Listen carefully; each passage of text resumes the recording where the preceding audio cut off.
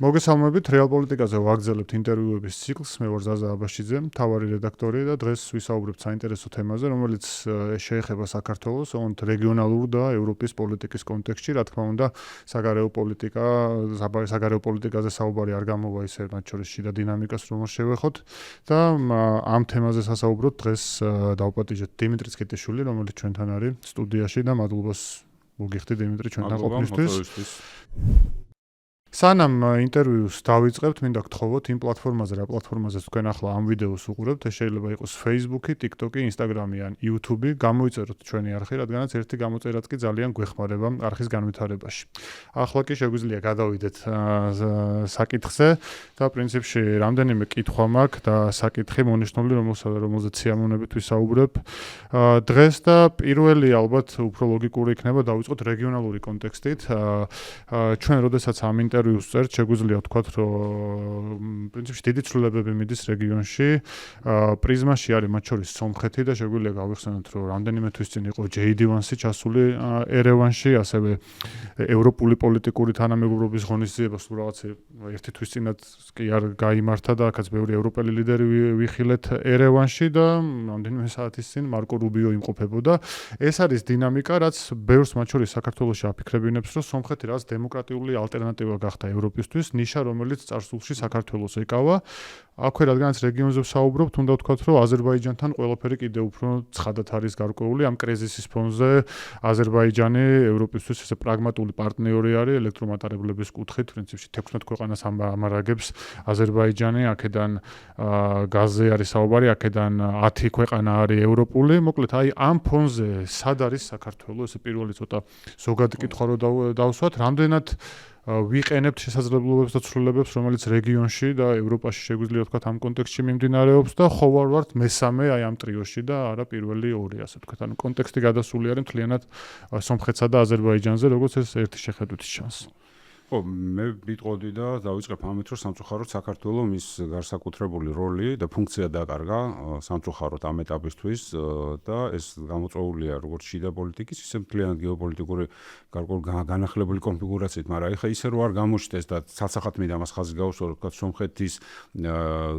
სომხეთში რუსული გავლენების დაკარგვამ, თქვა სომხეთმა ის ფუნქცია შეიძინა, რაც საქართველოს ჰქონდა, ეს ესე არ არის, იმიტომ რომ სომხეთის შემოტრიალებით, ესე ვიტყოდი და რუსეთის პრაქტიკულად განდევნით ამ მის ამ ქვეყნიდან მიუხედავად იმისა, რომ ჯერ კიდევ ბოლომდე არ არის და ეს არჩევნები ალბათ მაგის ერთ-ერთი მთავარი გარდამტეხი მომენტი იქნება, 7 ივნისის არჩევნები, მაინც სომხეთ-აზერბაიჯანის ურთიერთობის შეცვლა, სომხეთისა და თურქეთის შორის ურთიერთობების პოზიტიურმა დინამიკამ და სომხეთის ახალებული როლი თუნდაც რეგიონალური განვითარების პროცესში შექმნა ახალი შესაძლებლობები, რაც თავის დროზე утоპიათ იყო და თუ მაგას მაგალითად 90-იან წლების დასაწყისში შევარდნაძე რაღაც მშვიდობიანი კავკასიის იდეით საუბრობდა და ტრასეკას პროექტები, სადაც იყო საუბარი, რომ სომხეთი ჩართულიყო და არ გამოდიოდა, თუ იყო შემთხვევები, როცა სომხეთის მინისტრი ეკონომიკის თუ პრემიერ-მინისტრი ჩავიდა აზერბაიჯანში, ანუ ესეთი გამონაკლისები იყო, მაგრამ არ გამონათებები, რომელიც არ მაგრამ საბოლოო ჯამში არ განხორციელდა ტრასეკა, გარკვეულწილად რაღაცა საკითხები მისი ამ ტრანსევროპა-აზიის დამაკავშირებელი კორიდორის, რომელიც ვთქვათ შუა კორიდორის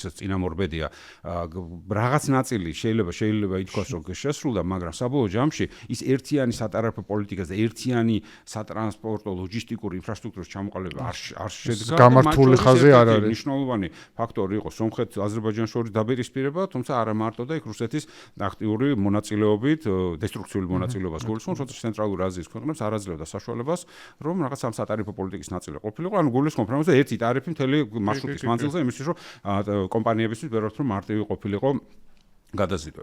ხა დღეს სამწუხაროდ არის ესეთი ელემენტები, რომ საქართველოს იკისრა ესეთი ცოტა დესტრუქციული როლი და ჩვენ გვახსოვს ალბათ, რომ პირველი გადატვირთვები რომ დაიწყო აზერბაიჯან-სომხეთის მიმართულებით, იმიტომ რომ მათ ამ წლების განმავლობაში მოშლილი ვთქვათ ინფრასტრუქტურა აქვს, თუ პირდაპირი კავშირების, აი საქართველოს რაღაცა ტარიფები აწია. სადღაც იყო ეს პოლიტიკური გაუგებრობა ცოტა ხნის წინ იდგა, ასე ვთქვათ, ეს იყო ეს და თითქოს ნუ ახლა რატო უნდა გააკეთო, ხო არც ერთი განსაკუთრებული მარშრუტი არ არის, რაღაც განსაკუთრებული საბაზრო ესე ვთქვათ, დეფიციტი არ იყო ლოჯისტიკური, რომ ფასები ხელოვნურად ფასების ბუნებრივი გაზდა მომხდარიყო და უბრალოდ ხელოვნურად გაზარდა და შეაფერხა ეს ტვირთების გადაზიდვა. ანუ გარკვეულწილად იგივე როლს ასრულებს საქართველოს ამ შემთხვევაში არა კონსტრუქციულ, იმის რომ ვთქვათ, რეგიონში რაღაცა ეს დიდი რეგიონალური პროექტების განხორციელება რეალისტური გახდეს, მათ შორის საქართველოს მონაწილეობით, არამედ დესტრუქციულს და ეხლა რომ დავუბრუნდეთ ძირითად კითხვას, ანუ სომხეთმა კი არ ჩაანაცვლა, სომხეთმა სამხრეთ კავკასიური პროექტის რეალურობა დააბრუნა, აი ამ როგორც აზიისა და ევროპის დამაკავშირებელი, ვთქვათ, ერთგვარი სატრანზიტო კვანძის და საქართველოს მონაწილეობით ეს შეიძლება გამხდარიყო კიდევ უფრო ძლიერ. ანუ მთლიანად შეიკრებოდა და ბევრად უფრო აი მრავალშრიანი, მრავალგანზომილებელი მსგავსება ეს პროცესი და არა იმას, რომ ვთქვათ, კარგად აგებული ერთი ხაზი, ვთქვათ, ლოჯისტიკური, რომელიც შეიძლება ამ ეტაპზე შეიძლება საკმარისიც არის, მაგრამ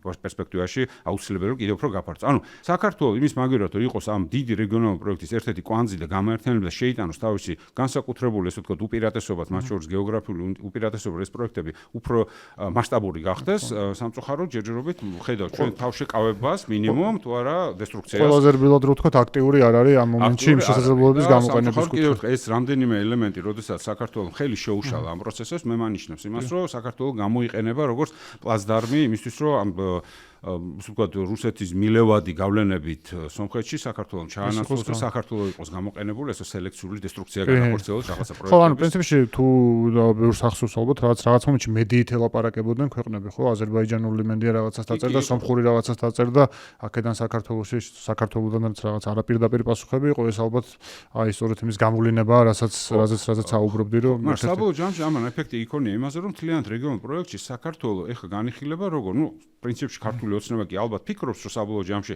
ევროპა და ეს ევროპული ქვეყნები თავისი გეოპოლიტიკური რეალპოლიტიკური ინტერესებიდან გამომდინარე თვალს ახუჭავენ იმ კრიტიკაზე, რომელიც დღეს არის თქვა დემოკრატიულ უკუსლასთან დაკავშირებით და აუცილებლად საქართველოს გეოგრაფიულ უპირატესობას გამოიყენებენ, მაგრამ აი აქ უფრო მე ფიქრობ, რომ მის კალკულაცია, როგორც ითქვიან, არასწორი დაშვებებია გაკეთებული, იმიტომ რომ ვინც ევროპა კარგად იცის, მათ იციან, რომ გაფართოების პოლიტიკა დღეს ევროკავშირში არანაკლები სტრატეგიული ხაზია, ვიდრე თქვათ გაზიდან ნავთობის, თქვათ ან ენერგომატარებლების ალტერნატიული წყაროების მოწმობა. ორივე ძალიან მნიშვნელოვანი და მე ვიტყოდი, რომ გარკვეულწილად საშუალო გრძელვადიან პერსპექტივაში გაწევრიანების სწორი პოლიტიკის განხორციელება და კანდიდატებთან სწორი პოლიტიკის წარმართვა ფუნდამენტურად უფრო მნიშვნელოვანია ევროკავშირზე, იმიტომ ამაზე დგას ევროკავშირის ერთობა. თუმცა ცალკეული ქვეყნები შეიძლება ვიღაცას გაზის მომარაგების ირიბი მინიშნება შეიძლება გერმანიის ელჩის ინტერვიუდანაც გავიხსენოთ, რომ მოსკოვ რომ რამდენიმე კონტეინერის გადაზიდვაზე არ გაიცვლება, ასე ვთქვათ, ის ღირებულებითი პირდაპირ ნათქვამი მინიშნება ძველი დროების ის არის უკვე, იმიტომ რომ ყველაფერს პირდაპირ ამობენ, ისეთი სიტუაციაა და ეს დესტრუქციული როლი, რომელიც შენ ახსენე, პრინციპში შეგვიძლია პირველ რიგში ვახსენოთ ევროკავშირთან მიმართებით, ხო? ალბათ გასული საპარლამენტო არჩევნებიდან მოყოლებული და ალბათ უფრო ზუსტად თუ იქნებით კობახიძის იმ გამოსვლის შემდგომ ყველაფერი როგორც მინიმუმ რო ვთქვათ დაპაუზდა ევროკავშირს აღარ აქვს საქართველოსთან ტექნიკური კოოპერაციის გარდა ასე ვთქვათ აღარ მიდის არანაირი თანამშრომლობა პოლიტიკური ასე ვთქვათ განზომილების შეხვედრები საერთოდ ჩემწყდარი არის აი აქ ვისარგებლებ იმ შემთხვევით რომ მათ შორის 2016-2020 წლებში შენც იყავი ამ გუნდის წევრი და საგარეო პოლიტიკის ასე ვთქვათ ფორმირებაში მონაწილეობდი პირველი კითხვა არის ის რომ ქართული ოცნება რაც გრძელვადიანი სტრატეგიით მოქმედებს ამ შემთხვევაში თუ ეს არის ეპიზოდური სიტუაციიდან გამომდინარე მიღებული გადაწყვეტილებები და მეორე აი ეს ჩიხის შექმნა რაზე შეიძლება იყოს გათვლილი. ჩემი კითხვის ერთ-ერთი კომპონენტი მათ შორის არის ის, რომ თუ კი საქართველოს სრულიად გაყენული იქნება ევროკავშირთან მიმართებით, ასე ვთქვათ, არ იქნება დაკავშირებული, ასეთი საქართველო აღარ არის მიმზიდველი მათ შორის ავტოკრატიებისთვისაც, ან ისეთი ქვეყნებისთვის, სადაც დიქტატურა არის. ხო, როდესაც ჩვენ ვსაუბრობთ ჩინეთზე, გალფის ქვეყნებზე, ასე ვთქვათ, აზიურ ქვეყნებზე და რასაც ქართული ოცნება რამესიჩსაც ყიდის მათ შორის თავის ამომრჩევლებში, არის ეს, რომ საქართველო გახდა, ასე ვთქვათ, მულტივექტორული, მაგრამ ევროკავშირი არის, ხო, გასაღები შენი მიმზიდველობის. რამდენიმე საკითხი იმას თქვენ ხა ჩავდერთ ამ კითხვაში, მაგრამ ხო ვთქვათ, წინა პერიოდის სტრატეგიულია თუ არა ქართული ოცნება, მე ფიქრობ, რომ არ არის და ბევრი შემომედავება ამაში, ვიცი, ვთქვათ, ჩემი კოლეგების, განსაკუთრებით ტრადიციულად ოპოზიციაში მყოფებისთვის, ეს იმ თავითვე წინასწარ გაწერილი ხაზები იყო, რომელიც ქართული ოცნება ახორციელებდა. ნუ შეიძლება გარკვეულწილად ისინიც მართლები არის, მაგრამ ჩვენ თუ დავაკვირდებით და ვთქვათ, როგორც ანალიტიკოსები დავაკვირდებით პროცესს, ძალიან აშკარა არის, ასე ვთქვათ, ტეხილი, ასე ვთქვათ, ზიგზაგი რა და გამომდინარე ზიგზაგი მასთან ერთად იცვლება, როდესაც უკვე ქართული ოცნებაში ჩდება სიგნალები, რომ ისინი ესეთი საყოველთაოდ პოპულარულები აღარ არიან და ისინი კარგავენ პოპულარობას და ეს მაქსიმუმ ყველაზე მეტად უკავშირდება საპრეზიდენტო არჩევნებს, როდესაც ქართული ოცნება დაჩელენჯდა, ასე ვთქვა და რეალურად დაინახა, რომ შესაძლებელია, რომ წააგონ ადრე. რაც ჩემი აზრით გარდამტეხი წერტილი იყო, მათ შორის შიდა დემოკრატიული გარდამტეხი იყო, მე ამას მოყვა უკვე გარკვეული კრიზისები უკვე 20 ივნისის, როდესაც უკვე დაინახეს, რომ ადაპტირებაა საჭირო, იმიტომ რომ ძალაუფლებას კარგავენ და მაშინ იყო ეს რაღაცა პროპორციულზე გადასვლა, თუმცა პროპორციული გადასვლა ხა ცოტა გავეკეთეთ შეგვიძლია რატო იყო, რომ პროპორციულზე გადასვლა იყო, ყოველ შემთხვევაში მე ეს თქვი და მაშინ რა ვიცი, ბევრი უმრავლესობის წევრი დამეთანხმება, მათ შორის ივანიშვილიც იყო, როცა თქვი, რომ ძალიან პროპორციულზე გადასვლა არა, ჩვენ როგორ პოლიტიკური ძალა უნდა მოემზადოთ ოპოზიციაში წასვლის, იმიტომ რომ ალბათობა ჩვენი ოპოზიციას გადასვლის ძალიან მაღალია. მითხრას, რომ კი, ჩვენ ამისთვის ზად უნდა ვიყოთ, მაგრამ რა თქმა უნდა არ იყვნენ ზად და შესაბამისად იწყება, როგორც კი ეს ცოტათი მინელდა ის მაშინდელი პოლიტიკური კრიზისი 20 ივნისიდან გამომდინარე, ცოტა დაწყნარდა და რაღაცა უკვე რეფორმის, ასე ვთქვათ, საკონსტიტუციო რეფორმის განხორციელების დღის წესრიგი დადგა უკვე პარლამენტში და კენჭი უნდა გვეყარა, მაშინ ჩააგდა ახლა მიხვდით, რომ ძალაუფლების კონცენტრაციაზე არის საუბარი და აქ რატო უკავშირებს საგარეო პოლიტიკას, რომ ჩვენი საშინაო და საგარეო პოლიტიკა ძალიან გადაბმულია ერთმანეთს. ანუ ჩვენი საგარეო პოლიტიკა იყო ერთგვარი შიდა მამოძრავებელი, შიდა დემოკრატიული რეფორმების, როგორც ვთქვათ, ბენჩმარკების და ნიშნულების მიხედვით, ასევე თვითონ ღირებულებების მიხედვით და ამაზე იყო პოლიტიკური დისკურსი აწყობილი და როცა დავინახეთ, რომ შიგნით იწყება ავტორიტარიზმისკენ სვლა, ანუ ძალაუფლების ხელში ჩაგდების ყველა მიმართულები და ყველა ინსტიტუტი კონსოლიდაცია, შესაბამისად იცვლება უკვე, რომ ესე ვთქვათ, ის ძალიან აგრესიული, აქტიური, პროდასალური ნაბიჯებიც. ანუ იქაც იწყება კორექტირება.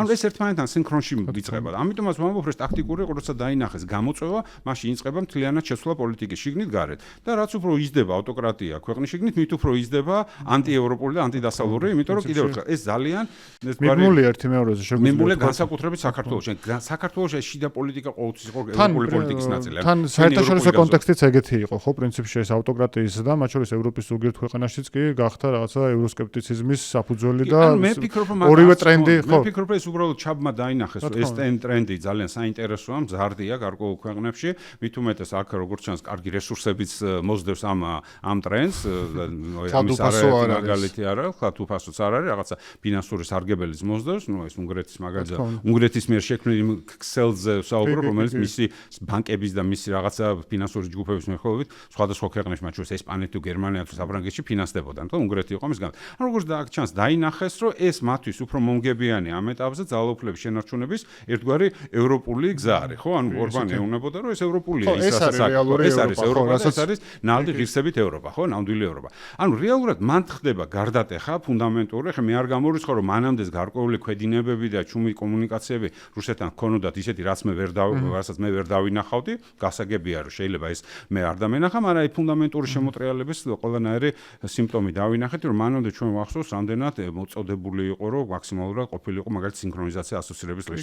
თუნდაც ასოცირების ხელშეკრულების ცოტათი ჩამორჩენილები ვიყავით სხვა ქვეყნებს, უკრაინას მათ შორის და ერთი წლით გვიან მოხდა ჩვენი ხელმოწერა, ხო? ან სავიზო რეჟიმზე როგორ ესე ფორსირებულად გააკეთა რაღაც გარკვეული რეფორმები, დაჩქარდა, რომ არ ჩამორჩენოდით და უკრაინასთან, მოლდოვასთან ერთად მიგვეღოს. ანუ ეს მონდომება ევროპული პოლიტიკის იყო ძალიან მნიშვნელოვანი და კონკრეტული ადამიანები იყო, რომელიც დღესაც გონია, რომ პროდასავლურები იყვნენ, ну წამოსულები არიან ბევრი მათგანი, მაგრამ ის ხალხი ძალიან მაღალი თანამდებობის პირები, მათ შორის საგარეო საქმეთა მინისტრები, რომელიც ამას გულწრფელად აკეთებდა და ენერგიას არ იშურებდნენ ამისთვის. მაგრამ საბოლოო ჯამში კიდევ ერთხელ, როცა ძალაუფლების დაკარგვის საფრთხე დადგა, ამ მაშინ დადგა რუსეთში ძალაუფლების ხელში ჩაგდა საკანცლიეროს ინსტიტუტების მიტაცების πρოცესი, რომელზეც ათვალე არ დახუჭა ქართულ ევროპულმა სისტემამ, ბიუროკრატიამ, როგორც ისინი იძახენ და ვერ დახუჭავთ, მათ არ აქვს ამის მანდატი და დაიწყო კრიტიკა. კრიტიკა ქართულმა ოცნებამ ჩათვალა როგორც ზეწოლა და ზეწოლას პასუხოს ესკალაციის სტრატეგიით. ანუ აქამდე მივედით, აი აქამდე გაფართოვდა და აქამდე მიიყვანა, ანუ აქ არის მისი ტაქტიკური ხაზები და თვითგადარჩენი, ძალაუფლების შენარჩუნების და ანუ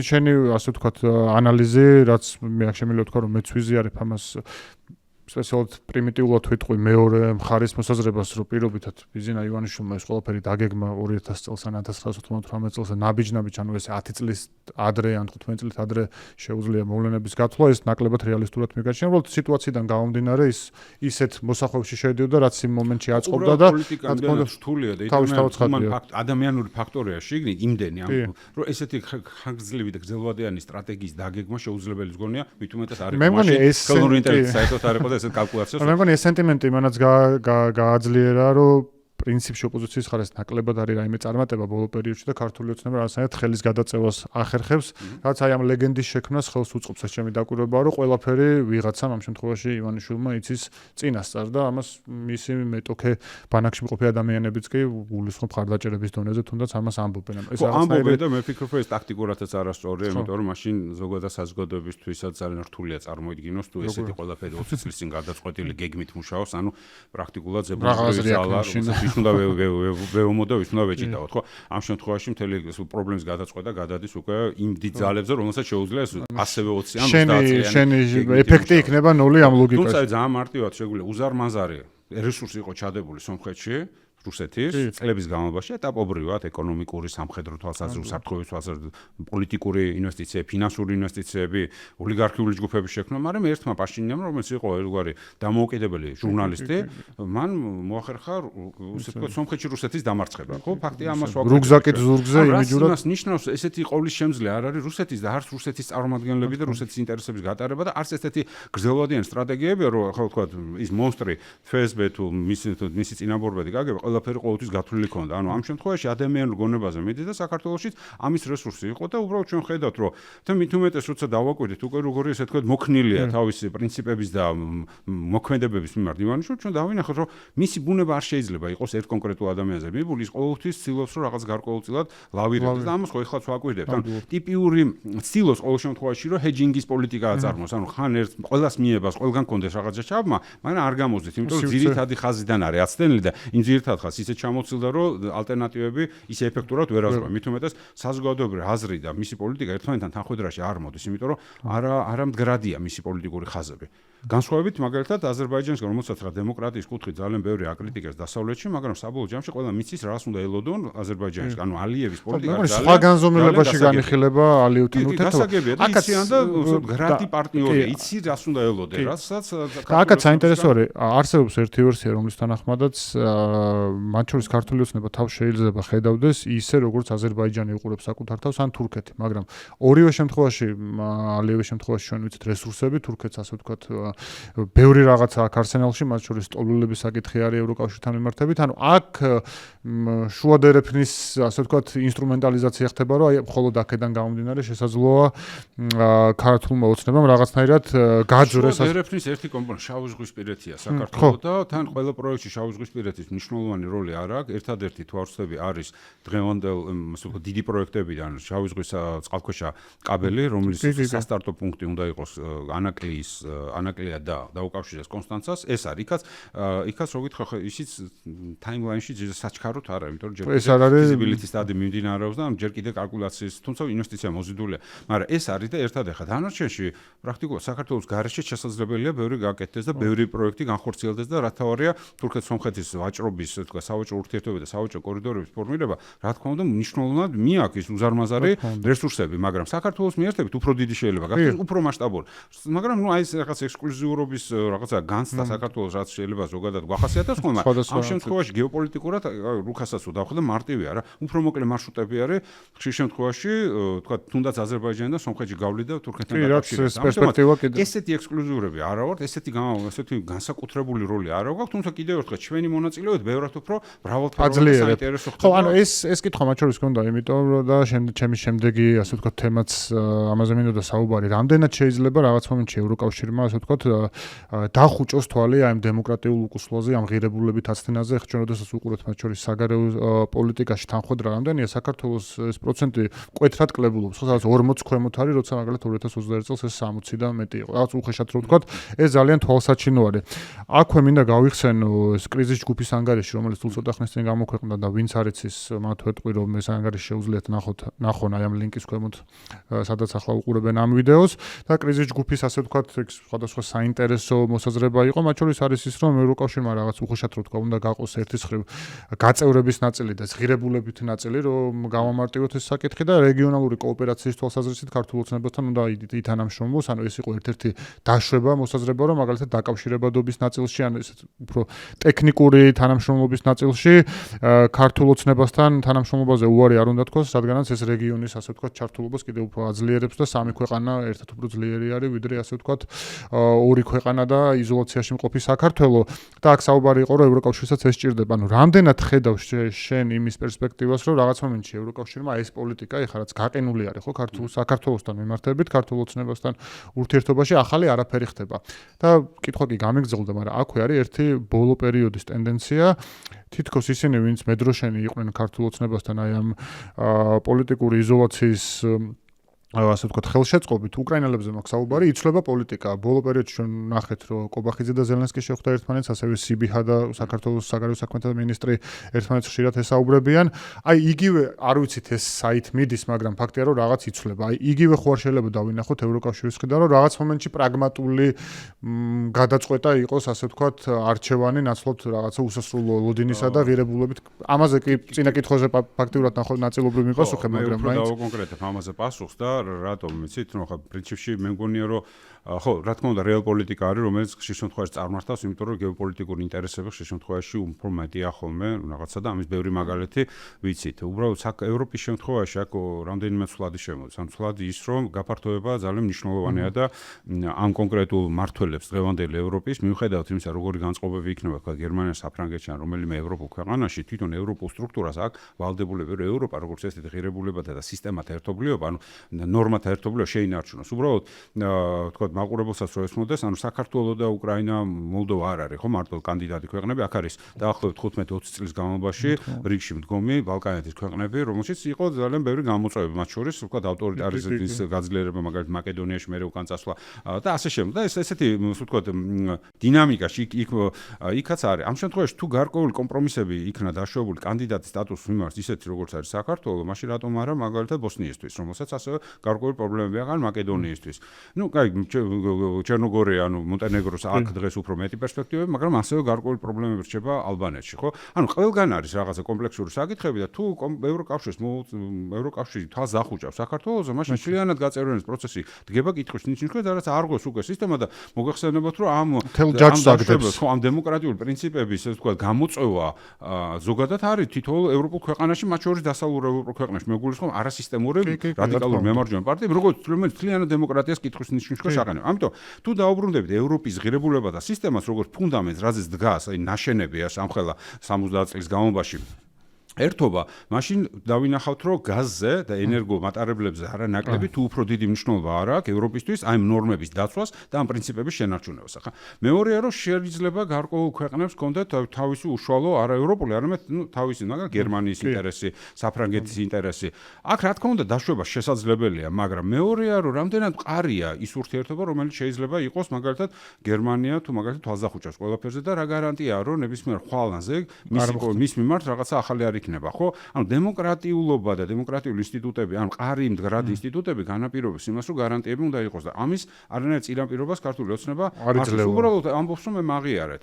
და თან ქვეყანაში, სადაც თქვა განსხვავებით კიდევ ერთხელ რეგიონალური არადემოკრატიული მმართველებისგან რა ვიღოთ, ამ თითოეულ არადემოკრატიულ მმართველს აქვს ძალიან მაღალი საშინაო ლეგიტიმაცია. მათ აქვს ერთგვარი გამაერთიანებელი პროექტი, ასე ვთქვათ, რაც ეროვნული ერთობის იდეას ქმნის. ზოგ შეიძლება რეალური, შეიძლება უტოპიური, მაგრამ რაღაცა არის და აქ საქართველოში არის დაყოფის და დაშლის, რაც ამ სისტემას და ამ მმართველობას ქმნის საკმაოდ მოწყვლად გრძელვადიან პერსპექტივაში. მიუხედავად იმისა, რომ შეიძლება დღეს გამოიყურებიან ძალიან მყარად და ძლიერებად, როგორც მმართველები, იმიტომ რომ თქვა მოახტიან და მოახერხა გარკვეულად ოპოზიციური ალტერნატივის მარგინალიზება, ხო? ანუ ამას ახერხებს შიდა პოლიტიკაში, მაგრამ მაინც არ ამდგრადია, იმიტომ რომ მას არ აქვს საზოგადოებრივი მყარი მხარდაჭერა, რაც აქვს პირობითად ალიევს, რაც წლების განმავლობაში ჰქონდა რამაც განაპირობა დიდი შესაძლებლობები, თქვა იგივე ერდოღანის, რომელსაც უზარმაზარი ინდუსტრიული პროცესი წარმართა და მართლა დიდი ხანი მართლა რეიტინგული იყო და ჰქონდა ეს პოპულარული მხარდაჭერა. აქ არაფერი არ არის, აქ ფასების კომისიის დონეზე ვარ დარჩენილები, ანუ არა უტრირების გარეშე, მართლა ერთ-ერთი ყველაზე სასაცილო და სამარცხვინო, სასაცილო,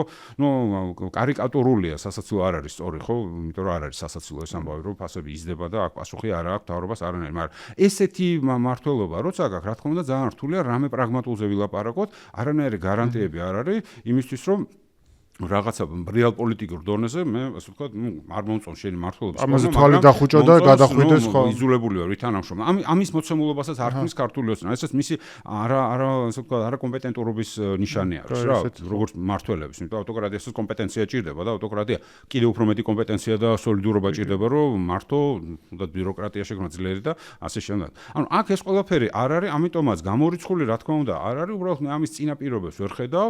ერთადერთი რასაც ვხედავ მე ვფიქრობ არის რომ მათი თქვათ იგივე გერმანიის, საფრანგეთის ან სხვა დიდი მოთამაშეების ინტერესებიდან გამომდინარე ისინი ეცდებიან რომ გარკვეული რისკების mitigation, ანუ ასე ვთქვათ თავიდან არიდება შეძლოს. მაგალითისთვის მე ესე ვფიქრობ რომ საფრანგეთი არის ძალიან მოტივირებულია ჩართული სომხეთის დემოკრატიულ განვითარებაში, მათთვის ეს სასიცოცხლოდ მნიშვნელოვანი გახდა იმხელა პოლიტიკური და ფინანსური ინვესტიციას ახორციელებენ, ამიტომ მათ აქვს სურვილი რომ საქართველოს არ შეუქმნას სომხეთის გვერდს ვერ აუვლიან ამ შემთხვევაში. ამას სომხეთის პრემიერი უკვე ამბობს არაერთხელ თქვა რომ მათთვის სასიცოცხლოდ მნიშვნელოვანია საქართველოსთან ერთად ერთ ხაზზე იდიან. ანუ მინიშნება რომ საფრანგეთის და სომხეთისთვის საქართველოს როგორც არა რისკების მომდანი, მნიშვნელოვანი ასე ვთქვათ ფაქტორია. ხელი შემშლელი რო არ იყოს როგორც თუნდაც ახლა გერმანიის შემთხვევაშიც როგორ არის მზარდი მოთხოვნა რომელიც რუსეთის სანაცვლოდ ალტერნატიული გაზის და ნავთობის მომარაგებისთვის აზერბაიჯანის ნავთობის და კასპიის ნავთობის გამოყენებას იწყებს, მათ შორის არის საქართველოს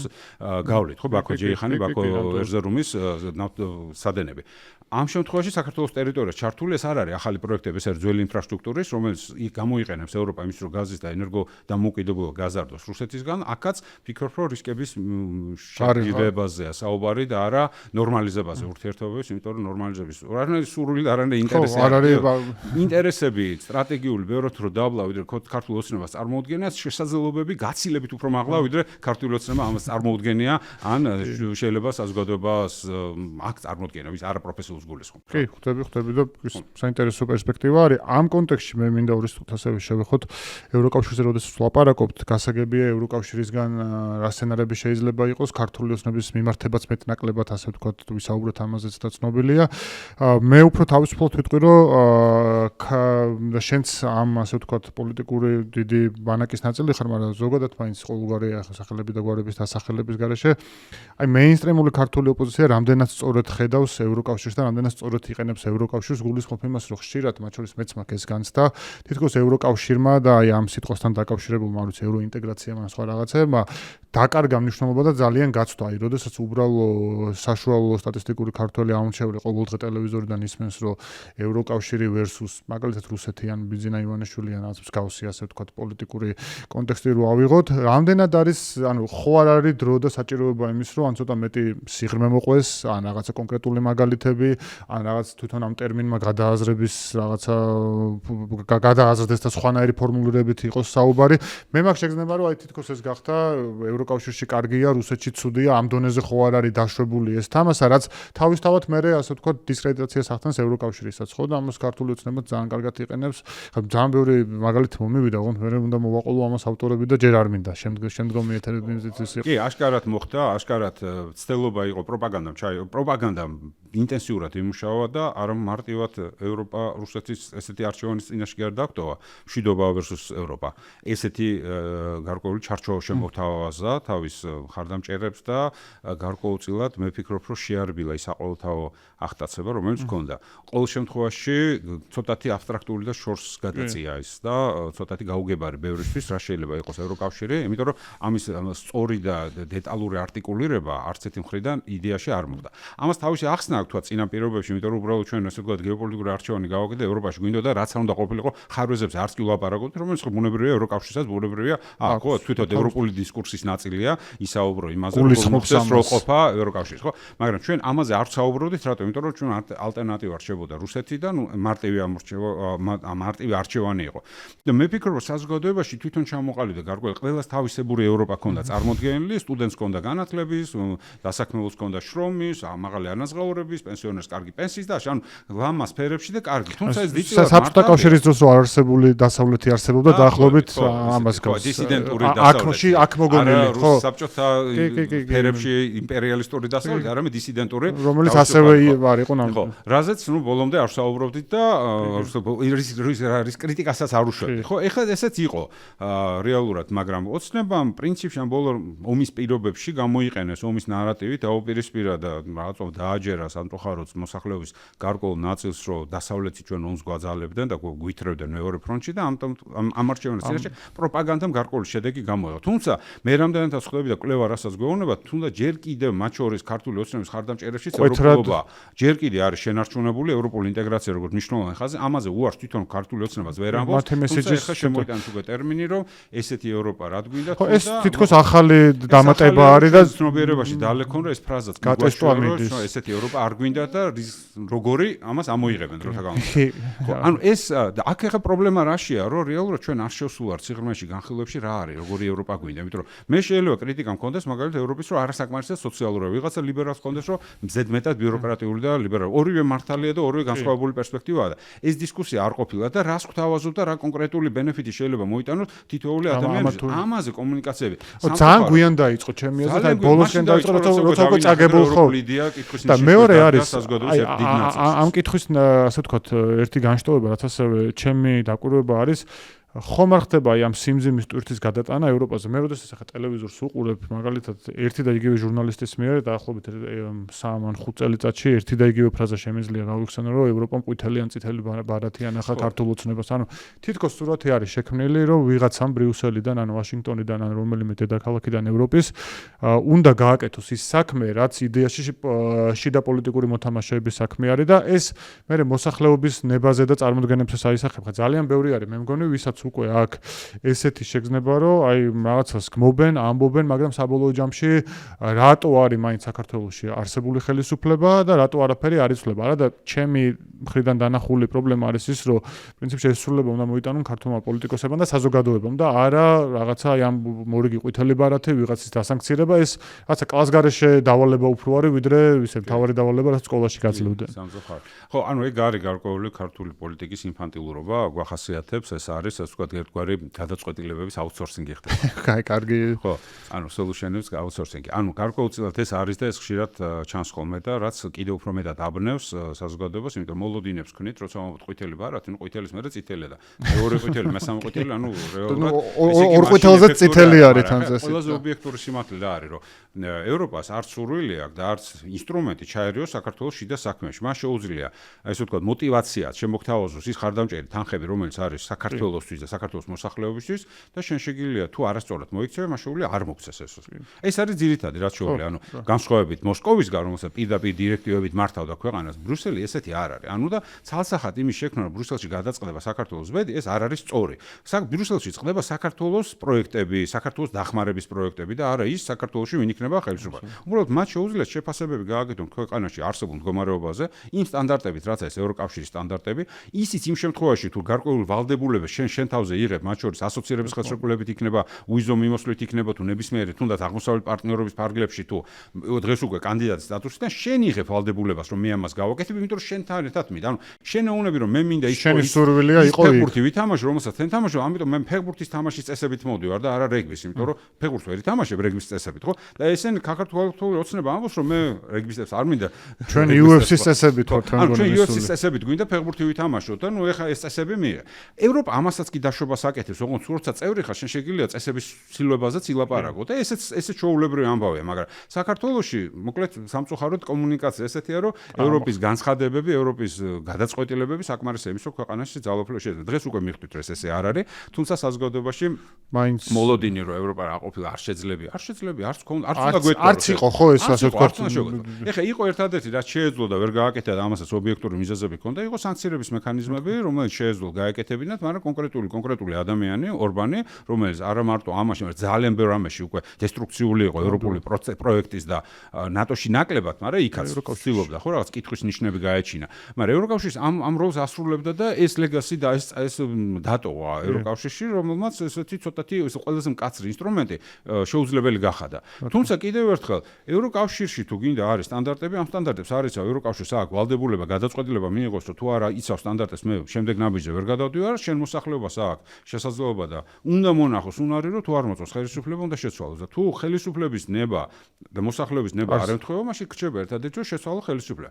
პოლიტიკოსების ჩვენი ამოცანა რაც არის და რასაც შედარებით უფრო წარუმატებელი იყო ამ კუთხით, ვფიქრობ, რომ ევროპის ესე ვთქვა გადათარგმნა, ევროკავშირში გაწეული გადათარგმნა რა არის თქვა კონკრეტულ სოფლის მოსახლისთვის, რომელიც დღეს ვერ ხედავს ევროკავშირში, იმიტომ არც უვიზო თუ სარგებლია. არც არაფერი არ იცის, რა შეიძლება მიიღოს და იქ არის თავის მასში გაჭირებულ ყოფაში და ქართული ოცნების სოფლის მიუღწეველი გონია ეს რაღაცა გარკვეულ დახმარებას უწევს ის და ადამიანურად მე მორალური ვალდებულება, იმიტომ რომ ის კონკრეტული სოფლის წუნებული დაეხმარა. და რეალურად ჩვენ ვერ მივიტანეთ სათქმელი, რომ ევროკავშირი არის კონკრეტული რეფორმა მაგალითად სოფლის მეურნეობაში ამადამ პროექტების შიდა პოლიტიკის ნაწილია რეალურად ევროკავშირი გაძლევს ქვეყნის ტრანსფორმირების ნაწილს და ეს რაღაცა თვითონ დაანახო. უზარმაზარ რესურსებს შენ გაძლევს უზარმაზარ სისტემას, რომელიც უნდა მოარგო შენს ქართულ რეალობას, ეხლა რამდენად კარგად გაახორციელე. ესე შენ იმიტომ რომ ჩვენ ევროკავშირის წევრი ქვეყნების ვიცი, რომელიც ეს რეფორმები ზოგმა ძალიან კარგად განახორციელა, ზოგმა ვერც ისე კარგად. ზოგი დღესაც პრობლემურია. კი, არის ასეთებიც. ამიტომაც ეს უკვე შენი შიდა პოლიტიკის ნაწილია. თუმცა იმას მაინც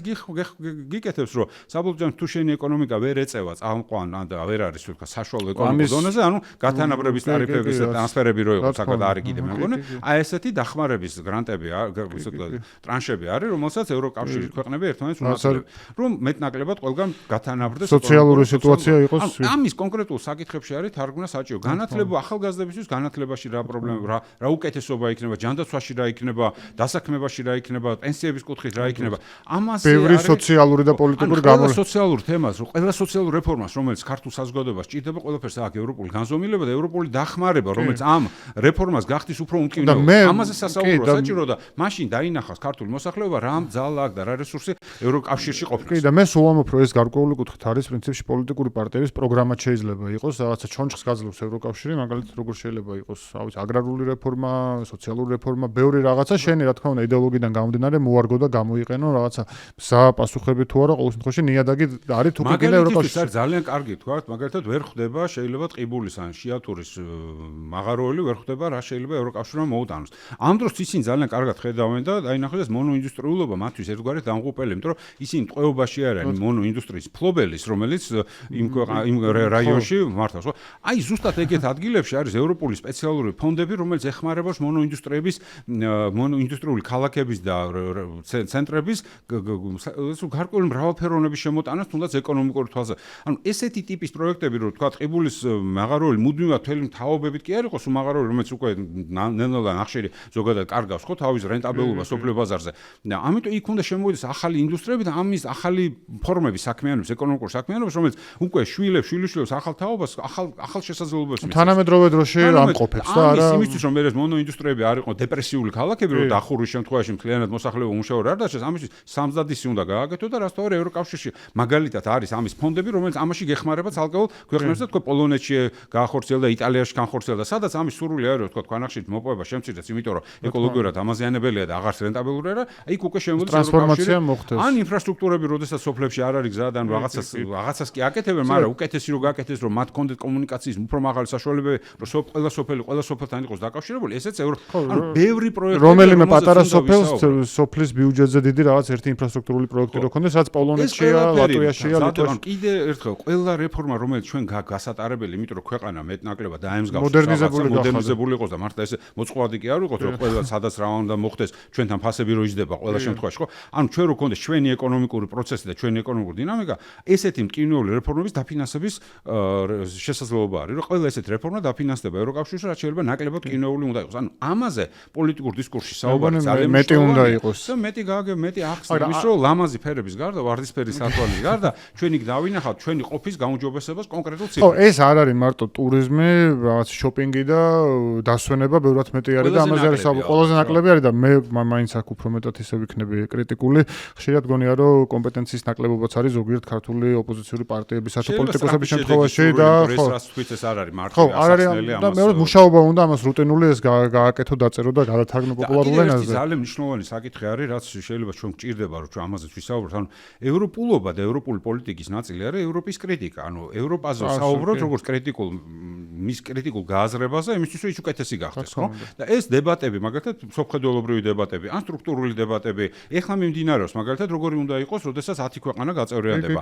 ხო, შიდა რეფორმა კომისარი არ შეიძლება იყოს, კიდე 900 კაცამდე აღარ უნდა გაიზარდოს პარლამენტი, გადაწყვეტილების მიღებები უნდა გახდეს უფრო მოკლე. ამაზე მიდის პროცესი და საქართველოს მე რომ მკითხო, ამაზე ახლა უნდა ვსაუბრობდეთ ჩვენ როგორი უნდა დაგხვდეს ევროპა. ახლა ჩვენ კი უნდა მომემზადოთ და შევიდეთ და იქ როგორი უნდა დაგხვდეს, ესეც არის შესაძლებელი. ანუ აქ რო გვეუბნებიან დირექტივები ქვია სამწუხარო და პროპაგანდა. აქ სხვა შინაარსია, ხო? მაგრამ რეალურად ჩვენ ამაზეც უნდა ვსაუბრობდეთ, ჩვენ უნდა ვიყოთ ან გაფართოების პოლიტიკის და გაფართოების კუთხით ევროკავშირის რეფორმის დისკუსიის მონაწილეები. ეს ჩვენი უპირატესობაა, რომ ჩვენ მაგაზე მინდა და საუბარ, ჩემი შემდეგი კითხვაც მაგაზე არის, ანუ პრინციპში ეხლა გამოდის ჩემი დაკვირვება არის შემდეგი, რომ საქართველოს ხელისუფლება რა მესიჯსაც ყიდის ევროპაში თუ სამყაროში არის ის, რომ საქართველოს გეოგრაფიული ვითარება, შუა კორიდორი, რომელიც უკვე ვახსენეთ და მეტი არაფერი პრინციპში. არა და იგივე ქართული ოცნება რომ ავიღოთ თუნდაც მაგალითად 2012-2016 წლამდე ან 18 წლამდე არ ვიცი, არაერთი კანონი, უვიზო მიმოსვლა, DCFTA, ბევრი სხვა რაღაცით იწონებდა თავს, რომელიც რაც იყო დაკავშირებული დემოკრატიულ, ასე ვთქვათ, ქვეყნის გაუმჯობესებასთან, სიტყვის თავისუფლებასთან, ანუ რაღაც კუთხით თავის რაღაც ანტიპოდი შეიქმნა დღევანდელი ქართული ოცნება. აი, ეს ძალიან მარტივად რო დავსვრო კითხვა, ნუ თუ ჩვენ მეტი არაფერი გვაქვს შესათავაზებელი სამყაროსთვის გარდა გეოგრაფიული, ასე ვთქვათ, ხელმისაწვდომობისა, აი არაფერი არ არის მეტი საქართველოში. ყველაზე სტრატეგიული ინტერესი ევროკავშირის რა იყო საქართველოში, არ იყო, ახლა მით უმეტეს მაშინაც ასე ვთქვათ შუა კორიდორის საკითხი ეს ემწვავეთ არის, გაზო იყო საუბარი რა თქმა უნდა ყირიმის ანექსიის მერე განსაკუთრებით, არა სხვათა შორის საქართველოში ინტერვენციის მერე, არამედ ყირიმის მერე დაიწყო ამაზე, იმიტომ პირველი სანქციები გაშა და რუსეთი როგორც პირველი ბზარი საფრანგეთ გერმანია კიდევ ცდილობდა რომ რაღაცა კიდევ ერთი შანსი მისცეს სამწუხაროდ შანსი და მაგრამ იყო მნიშვნელოვანი შუა კორიდორის საკითხი, მაგრამ კიდევ უფრო მნიშვნელოვანი იყო დემოკრატიის როგორც ძალიან ცოცხალი პროცესის ჩვენება, რომ სადღაც პოსტსაბჭოთა და პოსტტოტალიტარულ საზოგადოებაში დემოკრატია ცოცხალია და ის ძალიან ღირებულია. ეს არის ძალიან მნიშვნელოვანი, იმიტომ რომ მოგესალმებათ, კიდევ ერთხელ ევროკავშირში შიგნით არის ეს ევროსკეპტიკური პროცესი, რომელიც ხელშეწყობილია, ზოგ შემთხვევაში ბუნებრივია, ზოგ შემთხვევაში არსებული გამოწვევებიდან გამომდინარე, ზოგ შემთხვევაში ხელოვნურია, ამის მიქსია, მაგრამ ფაქტია, რომ ეს დისკურსი არსებობს და იმის ჩვენება, რომ საქართველოს დემოკრატიული, ასე ვთქვათ, სადღაც სამხრეთ-აღმოსავლეთ ევროპის სამეზობლოში, პოსტტოტალიტარულ საზოგადოებაში ეს დემოკრატია ესეთი ღირებული, ეს იყო სტრატეგიული ჩვენი სავიზიტო ბარათი იყო, რომ ჩვენ დემოკრატია ვქნით აი ამდენი წლების გამოწვევების მერე და ჩვენ მოდივართ ახალი დემოკრატიით და ახლა ისტორიული სახელმწიფო, რომელსაც უზარმაზარი ისტორიული წარსული და გამოსვლება თავისი ნეგატიური 200 წლიანი კოლონიალური პერიფერიის როლიდან, ხო? აი ეს იყო ძალიან მნიშვნელოვანი, რომელიც ასევე დავკარგეთ. ანუ ჩვენ შეგვეთავებინა და დემოკრატია როგორც ახალი ტალღა. ანუ ანტიდისკრიმინაციული კანონი მიიღო ქართულმა ოცნებამ და ამას ყველა მაღალი ტრიბუნიდან ამბობდა. დღევანდელ საქართველოში რო წარმოიდგენო, ვეღარ წარმოგიდგენია ვინ შეიძლება ამაზე რაც ყურადღება გაამახვილოს. თითქოს ორი სხვადასხვა საქართველო არის, მათ შორის კი, ორი სხვადასხვა, იმიტომ რომ პირველი 4 წელი მართლა იყო რეფორმებით, აი ძალიან პარადოქსული ლაჟღერს, მაგრამ იყო მაგალითად პირველი ადამიანის უფლებათა სტრატეგია მიღებული, რომელიც ერთ-ერთი მოწვეული ექსპერტი იყო ტომას ჰამარბერგი, ერთ-ერთი ძალიან მაღალი რანგის, აი ადამიანის უფლებათა დამცველი შვედი, ხო? სერიოზული გარღვევები იყო საკანონმდებლო კუთხითაც. თან და თუნდაც ის რომ ეხა მესმის რომ ვიზა ლიბერალიზაციის სამოქმედო გეგმა 2010-ში გადმოგვეცა. ეს არ იყო ერთი ხელისუფლების ასე ეს არ იყო ერთის, მაგრამ პოლიტიკური გადაწყვეტილება მაშინ იყო მიღებული, მაგრამ 2010-დან 16-მდე აი განსაკუთრებულ დიდი პერიოდი უკვე 4 წელი უკვე ქართული ოცნების პერიოდში იყო, სადაც საბოლოო ჯამში ბოლო გადაწყვეტილებები იმისთვის რომ სავიზო შემოსულიყო, ტექნიკურსაც გულხო და პოლიტიკურ გადაწყვეტილებებს, სამართლებრივი ცვლილებები განხორციელებული, ეს იყო მიღებული. ასევე ასოცირების ხელშეკრულება, ანუ ბევრი რამე ქართული ოცნების პირობებში განხორციელდა და მათ შორის ინსტიტუციური მექანიზმები. მაგრამ ეხლა ვიღაცა ვინც გვიყურებს ალბათ ბევრი ფიქრებს, რომ ეს ყველაფერი იყო ფასადი და სინამდვილეში სხვა იყო, ასე ვთქვათ, ის სვაგეზი, რაც ივანიშვილს ჰქონდა, მაგრამ ხო, თუმცა დეკლარაციის დონეზეც კი ამ ლოგიკასაც რო გავყვეთ, დღეს დეკლარაციის და ფასადის დონეზეც აღარ არის ეს, ამაზე არის. ამას პირიქით ამბობენ, ანტიდისკრიმინაციული კანონს არ ქმნიან, რომ თავს მოახვიეს, ამ დროს ის იყო, თუ გინდა ევროკავშირში ადამიანები განსხვავებულობის გამო არ უნდა დაჩაგროს, ეს არის, ხო, ძალიან სტანდარტული სხვათა შორის. ეს ირაკლი კობახიძის მიერ დაწერილი კონსტიტუციაშიც კი ესეა. კონსტიტუციაც შესაბამისია, უბრალოდ კანონები მას მერე რაც მიიღეს განსაკუთრებით 20 წლიდან, ხო, 22-დან ალბათ, ეს იმ კონსტიტუციას ეწინააღმდეგება, რომელიც 2017-ში არა იდეალური, მაგრამ 2017 წელს მივიღეთ უკვე ქართულმა ოცნებამ. უშუალოდ, ხო, მათ შორის ჩემი მონაწილეობით. ბევრი კითხვა ნიშნდებოდა იქ და ბევრი იყო არა თანამედროვე და არა პროგრესული, ნაკლებად პროგრესული, მაგრამ საბოლოო ჯამში იყო პრინციპში საკმაოდ სოლიდური დემოკრატიული სახელმწიფოს კონსტიტუცია და მთელი წყება საკითხების უზარმაზარი რეფორმები განხორციელდა და იმის დროს ყველაფერი ყოფილა. ეხლა ეს შეიძლება ვიღაცის ფასადური ყოფილიყო და ბოლომდე ეფექტური ყველანაირი დამოუკიდებელი ინსტიტუტი ვერ იქნება მისი დაარსების პირველი წლებიდან, ხო? აი, ზუსტად მაგაშია დემოკრატიული ინსტიტუტის დამოუკიდებლობა ესეთ ხარისხი, როდესაც პოლიტიკური ციკლების მიღმა იწყება, ანუ მისი ციკლი და დანიშნვის და ჩამოყალიბების და პოლიტიკური ციკლები ერთმანეთს აცდება. ანუ ერთი მთავრობა ნიშნავს, მეორე მთავრობის პროცესში, მეორე პოლიტიკური ჯგუფის ვადაში ფუნქციონირებს. ამ შემთხვევაში ის დამოუკიდებლობას, რეალურ დამოუკიდებლობას იწევს. ეს ყველაფერი იყო. ერთადერთი რასადაც თვისობრივად არაფერი არ გახორციელდა, იყო სასამართლო. აი თვისობრივად არაფერი არ გაკეთდა, ხა მე ყოველ შემთხვევაში ჩემ თავს იმით ვამართლებ, რომ უბრალოდ ჩემთვის სასამართლო რეფორმის არსი, ანუ ნაკლებად პროფესიულად კავშირში ნაკლებად არის და რაღაცა ეს ტალღა პირველი ტალღა მეორე, მესამე, მეოთხე ტალღაზე გავიჭედეთ. სულ მეგონა რომ რაღაცა რეფორმა მიდის და რაღაცა ბევრი ასე ვთქვათ სტეიქჰოლდერი ყავდა მაშინ მაგ ტალღებს. საერთაშორისო მოთამაშე. ამერიკის განვითარების სააგენტო იყო ევროკავშირი. ძალიან GIZ იქნებოდა თუ ნებისმიერი ევროპული თუ ამერიკული საერთაშორისო ინსტიტუციური დონორი ამას უწყობდა. ხარშო საქართველოს ეს ინსტიტუციური რეფორმა განხორციელდა. როგორც სასამართლოში და ყველა სხვაგან. უბრალოდ სასამართლო ჩაითვალა, რომ არის ყველაზე ძლიერი ინსტრუმენტი და ივანიშვილი თუ დაკარგავს სასამართლოს ძალაუფლებას და ეს ნათქვამიც აქვს, რომ თუ დავკარგე სასამართლო შეიძლება აგვაყირაო და ეს იყო მისი იდეა ფიქსი, როგორც ჩანს. ამიტომაც მაგ შემთხვევაში იწყება შემოტრიალება, ყველა სხვა შემთხვევაში გარკვეული რეფორმები მიმდინარეობდა, შეიქმნა გარკვეული ინსტიტუციები, მაგრამ მე რომ ნახეთ, როცა უკვე გაჩნდა ეს საფრთხე, აი დაჩქარებული წესით როგორ გავაქვდა მაგალითად ეს საგამოძიებო სამსახური, ან პირადი მონაცემთა დაცვის სამსახური და ასე ეროვნულ ბანკში როგორ მოხდა ანუ ყველა ინსტიტუციის ხელში ჩაგდება როგორ მოხდა, როდესაც დაინახეს, რომ ამის საჭიროება არის თუ არა სხვა შემთხვევაში კარგავენ ძალაუფლებას და თუ ფასადური იყო, აქამდეც არ მივიდა, იმიტომ რომ ევროკავშირსაც როგორ აქვს ის განსაკუთრებით ბიუროკრატიის დონეზე, როცა რაღაცა ასოცირების ხელშეკრულების ფარგლებში როცა მიდიოდა, გავაკეთეთ სამი ნაბიჯი წინ ერთი უკან, პრინციპში ჩაგვეთვლებოდა ეს ნელი კუს ნაბიჯებით შეგვეძლო სიარული, მაგრამ არ მიდიოდ კუს ნაბიჯი ჩვენ მაშინ კონტექსტი იყო სხვა ჩვენ პრინციპში ტემპი არ ქონდა ცოდი ზოგადად იქ არ იყო კარის გაღების საკითხი იყო. ესე გეტყვით, რომ ჩვენ გარკვეულწილად ერთი წლით ჩამორჩით ასოცირების ხელშეკრულების გაფორმებაში უკრაინას, უკრაინამ რო გააფორმა ჩვენ იმ წელს პარაფირება გავაკეთეთ ეს რიგის სამიტი იყო, რიგის სამიტი იყო. პარაფირების წინ მთელი მე ერთი წელი აი შალახოზე რომ მოხდა, ხო? ხო, მე ერთი წლის მერე ეს გავაფორმა, მაგრამ უკვე უიზომი მოსვლაზე ჩვენ დავასწარით და ჩვენ მე გარკვეულწილად ჩვენ დავაჩქარეთ უკრაინის პროცესი, იმიტომ რომ უკრაინა შეიძლება იმ მომენტში არ მიიღო, მაგრამ ჩვენ უკვე ერთობლივად მოხდეს და ჩვენ უკვე არის თქვა მინდა რომ თვისობრივად რეფორმები იყო ისეთი ხელშესაკები, რომელიც და პროცესი საკანონმდებლო პროცესში ჩვენ სავალდებულოდ ქონდა ევროკავშირის რეგულაციებთან შესაბამისობის ჰარმონიზაციის პროცესი და ყველა კანონს რომელსაც ვიღებდი აი ეს ტესტი უნდა გაეღო და ჩემი პირადი თქვა რაც იყო ერთ-ერთი ყველაზე დიდი მიღწევა პოლიტიკურ ნაწილში არის შრომის კოდექსის რეფორმა და შრომის ინსპექციის შექმნა დიდწილად განაპირობა სტანდარტები ევროკავშირის ხარდაჭერამ და ევროკავშირის ჩართულობამ და იმ სტანდარტებმა რომელიც იქიდან იყო შემოთავაზებული. თუმცა მე ვამბობ რომ ეს არ იყო მარტო იმიტომ რომ ევროკავშირი რეალურად ხედავდა ევროკავშირი ბევრად უფრო დაბალ ტემპებსაც დათანხმდებოდა, იმიტომ რომ ჩვენ საჭიროება ჰქონდა, იმიტომ ადამიანები იღუპებოდნენ შრომის სამუშაო ადგილებზე და ამის დაშვება არ შეიძლებოდა და ფუნდამენტური რეფორმა გავაკეთეთ სხვათა შორის ქართული ოცნებამ მიუხედავად მე უკვე წამოსული ვიყავი, დაუჭირა მხარი ამ საკანონმდებლო პროცესს, სადაც 12 ევროპული დირექტივა იყო გათვალისწინებული სრულად და უზარმაზარი პაკეტი იყო. რის თქმა უნდა, ეს ევროპული განზომილება ძალიან მნიშვნელოვანი საზომი იყო. ჩვენ რამდენად სწორად მივდივართ. ეს გამოძრავებდა. ეხლა ვიღაცისთვის შეიძლება არა პოლიტიკაში ეს ყველაფერი ფარსი ყოფილიყო, მაგრამ ბევრად ძალიან რთულია პოლიტიკა იმისთვის, რომ ეს ყველაფერი ფარსი იყოს და ესეთი სპექტაკლი დადგმა. ამ უბრალოდ შეუძლებელი გონია. თუმცა კიდევ ერთხელ ყველა შეიძლება ქონდეს რაღაცა ფარული საუბრები კომუნიკაცია მტერთან, რომელიც შეიძლება მე მერდამენახა და ესეთი ადგილი, ესეც ადგილი ქონოდა. ყველგან ყველა მიმართულებით წარმატება არ იყო, როგორც გითხარით, ცალსახად ფარსი იყო სასამართლო და არც ერთი თვისობრივი გაუმჯობესება არ მოხდა, არც ერთი, იმიტომ რომ საბოლოო ჯამში მთავარი რაც უნდა ყოფილიყო, შენობა თუ გაარემონტეს, ამით სასამართლო არ იცვლება, ხო? აქ არის თვისობრივად შინაარსი უნდა შეცვლილიყო სასამართლოსი და მმართველობა სასამართლოს. არა კონკრეტული მოსამართლეების გაყრაზე კი არ იყო საუბარი. სისტემური იუსტიციის საბჭოს რეფორმა უნდა მოხდარიყო, ესეთი რის არ ყოფილიყო ერთი ჯგუფის მიერ დომინირებული. ეს არ მოხდა.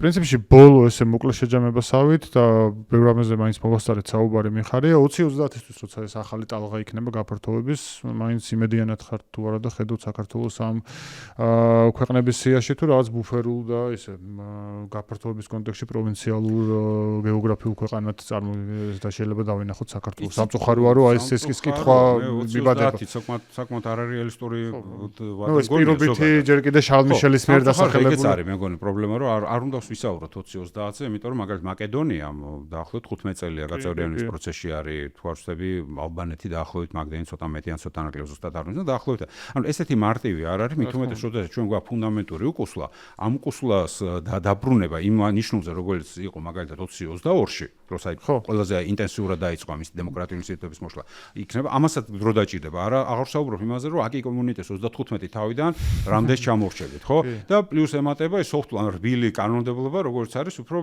საკოორდინაციო და გარკვეული მაკოორდინირებელი კანონი ანუ საკმაოდ ფუნდამენტური რეფორმები გვაქვს გასატარებელი და 2030 დღესაც რო შეიცვალოს ხელისუფლება არარეალისტური მგონია მაგრამ ჩემთვის არანაკლებ მნიშვნელოვანი არის მე როგორც ერთ-ერთი პროევროპული ადამიანი რომელიც მთელი ჩემი თქვა პოლიტიკური კარიერა ახალგაზრდურის და მე ევროპასთან ურთიერთობაში გატარებული მიმაჩნია რომ თვითონ გაწევრიანების პროცესი არის ძალიან ღირებული და მნიშვნელოვანი პროცესი და არანაკლებ მნიშვნელოვანი ვიდრე წევრობა თვითონ იმიტომ რომ წევრობის დროს უკვე ვალდებულებები კიდევ უფრო სხვა გიჩნდება გაწევრიანების პროცესი არის მნიშვნელოვანი ტკივნეული რეფორმების განხორციელება მაგრამ ეს ყველაფერი ტრანსფორმაცია როცა მიდის და რეალურად თვისობრივი განახლება ქვეყნის როგორც სახშირო რემონტს აკეთებდა რესურსები ან მოდერნიზაცია ქვეყნის კიდევ უფრო შეგვიძლია ამას დავუყო აი აქ სწორი პოლიტიკის წარმოება რომ ეს მოდერნიზაცია არ იყოს ფასადური მართლა და იყოს მართლა შინაარსობრივი მაქსიმალურად იყოს გათვალისწინებული შენი გარკვეული ეკონომიკური შესაძლებლობები შენი სოციალური და ადამიანური კაპიტალის შესაძლებლობები და ეს ყველაფერი ისე მოარგო რომ საქართველოს არათუ მე იყოს მოჩანჩალე ქვეყანა თვითონ ევროკავშირის არამედ რაღაცი ახალი რაღაც კონტრიბუცია